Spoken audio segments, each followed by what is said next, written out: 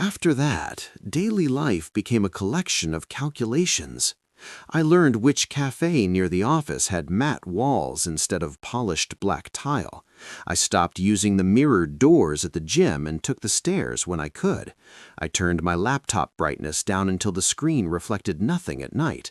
I covered the bathroom mirror in my flat with a towel, not because I believed in ghosts, not because I was superstitious, but because there is a point when fear becomes practical, when you do not need to understand a thing to begin making room for it. And still, it followed. Not everywhere. That would have been easier in a way. Constant terror burns itself out. No, this was patient, intelligent. It appeared only when the moment could be mistaken for stress, for overwork, for the frayed nerves of a person spending too many evenings alone and too many mornings under fluorescent light. Once, while washing my hands in the office restroom, I kept my eyes fixed on the sink. White porcelain, sensor tap, soap dispenser, the sounds of photocopiers through the wall, someone laughing faintly in the corridor. I remember telling myself that if I did not look up, it could not unsettle me. Then I heard it. Not a voice, not exactly, more like the tiny damp sound of fingertips sliding over glass. I looked up. The mirror was showing the restroom behind me exactly as it should have been.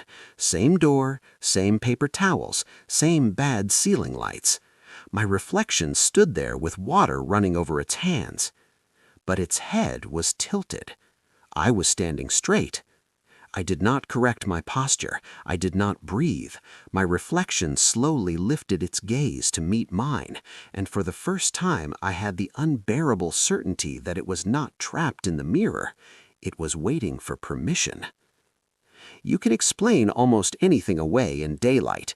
By the time you are back among coworkers and coffee cups and calendar notifications, terror starts to sound melodramatic. So I said nothing. I answered calls. I nodded in meetings. I watched people complain about train delays and grocery prices and winter rain, and I envied them with a bitterness I had never felt before. Their world remained obedient. Mine had developed a second layer. Sleep made it worse. In dreams, I would be walking through ordinary places, an airport terminal, a shopping arcade, an underground parking garage, a hotel lobby after midnight, and every reflective surface would hold me a little too long, not attacking, not moving toward me, just observing, measuring, learning the shape of my habits. Then came the night with the phone. I woke around 3:14 a.m. to the pale rectangle of my screen lighting the room. No message, no call. The camera app was open by itself, front-facing, brightness all the way up. I grabbed it from the bedside table and saw my own face gray with sleep, hair flattened, eyes narrowed against the light. Then I lowered the phone. The camera image did not. For one impossible second, the face on the screen stayed staring directly at me while the device pointed at the blanket. When it finally moved, it leaned closer. I threw the phone across the room so hard it cracked against the wardrobe and dropped into silence. The screen went black. I sat there shaking, unable to tell what was louder, my heartbeat or the sudden awareness that something had just crossed a line. It no longer needed a mirror. It only needed me. There are certain things people in cities stop noticing after a while. The blue light of a phone at 2 in the morning. The hum of refrigerated air in a late-night supermarket. The way office towers turn black one window at a time until only your own reflection is left floating over the glass. You live among surfaces long enough, you stop thinking of them as reflections. They become part of the background, harmless, automatic, familiar. That is what I believed.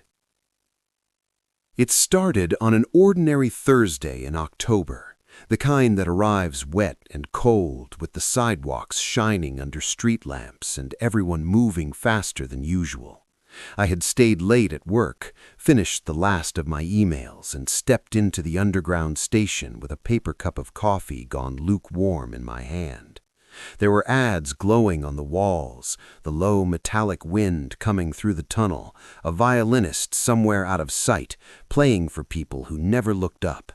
Everything felt painfully normal. Across the platform, behind the dark glass of a closed kiosk, I caught sight of myself.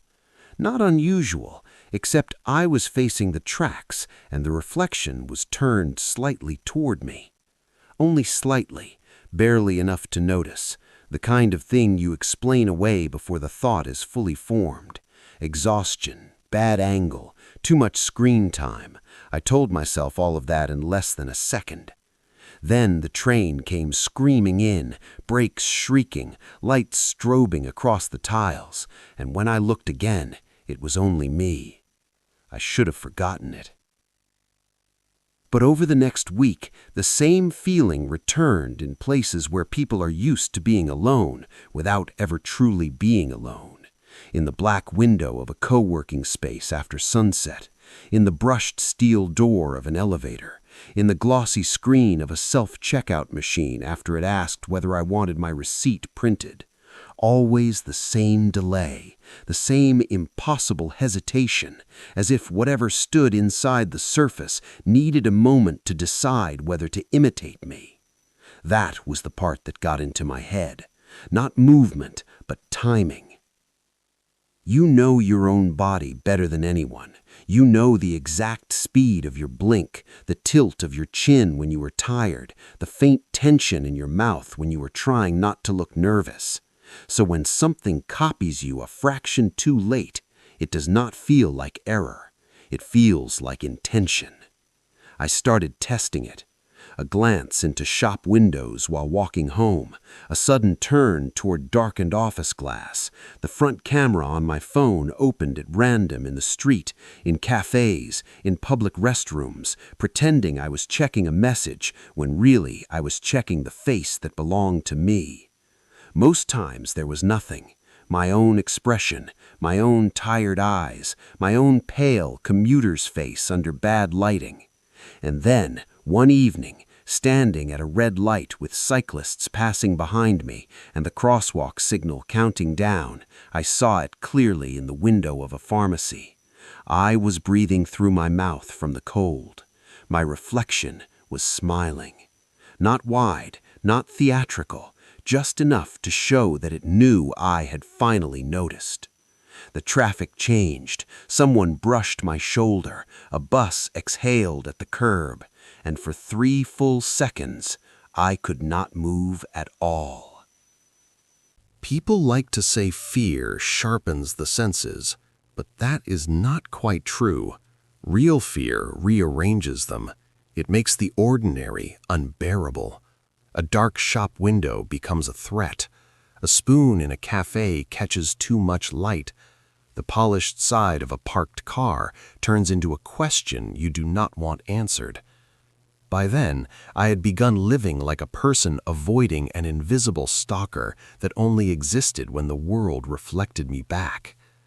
I stopped recognizing myself in photographs, not because the face had changed, but because I had started wondering which one of us had learned to imitate the other better. The final moment came in the most public place imaginable, which somehow made it worse. Not in isolation, not in some dramatic ruin or deserted road, but in a 24-hour laundromat 2 blocks from my flat, with detergent in the air and the slow turning rhythm of machines lined up under harsh white lights. It was nearly midnight. Rain tapped softly against the glass front. Someone had left a free newspaper on a plastic chair. Socks revolved behind circular doors like pale hands tumbling under water. I had chosen the place because it felt safe, bright, open, ordinary. The kind of place where nothing supernatural could survive the boredom of routine. I was wrong. There was a convex security mirror mounted high in one corner, the kind meant to stop shoplifting, the kind nobody really looks at. I noticed it only because I was folding a shirt and happened to glance up. Everyone else in the room appeared where they should have been, and I was standing half a step behind myself. I froze so completely the shirt slipped from my hands. In the mirror, the other me was clearer than I had ever seen it. Same coat, same face, same tired posture after a long day. Except for the eyes. My eyes carry hesitation, doubt, the little strain of someone trying to function. Those eyes had none of that. They were calm, relieved even, as though after weeks of waiting it had finally found the right opening. Then it raised one hand. I did not. Across the room, a dryer buzzer sounded and made me flinch. A woman gathering laundry looked over at me, only briefly, then back to her basket. To her, nothing had happened. To her, I was just another exhausted person under fluorescent lights.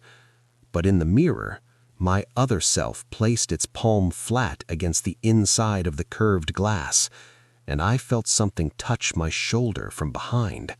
Cold, human, familiar. I turned. No one. When I looked back up, the security mirror showed only the room again. Machines spinning, empty chair, rain on the window. My own reflection exactly where it belonged. That was 3 months ago.